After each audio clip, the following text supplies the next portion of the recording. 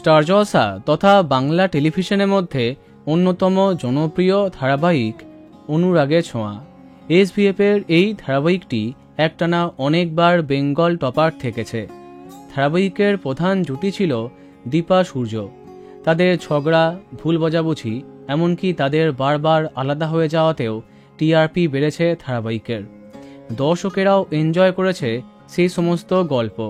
কিন্তু অর্জুন আসার পরে বদলে যায় সবকিছু। একেবারেই ভেঙে যায় দীপা সূর্য জুটি। কদিন আগেই তাদের রাস্তা আলাদা হয়েছে। দীপা অর্জুনের বিয়ে হয়ে গেছে। সম্প্রতি সামনে আসা নতুন চমকে তাতে আরও শিলমোহর পড়েছে। দেখা যাচ্ছে দীপা অর্জুন এক হচ্ছে, কিন্তু কোনোভাবেই দেখানো হচ্ছে না সূর্য মানে দিব্যজ্যোতিকে। তাহলে কি দিব্যজ্যোতি ছেড়ে দিচ্ছেন অনুরাগের ছোঁয়া? সম্প্রতি এই গুঞ্জনে উত্তাল টেলিপাড়া। তাহলে কি সত্যি দিব্যজ্যোতি বিদায় দিচ্ছেন এই ধারাবাহিককে? জানা যাচ্ছে এখনই কিছু চূড়ান্ত হয়নি। সম্ভবত গল্পের প্রয়োজনেই দিব্যজ্যোতিকে অনেক দিন দেখা যাবে না।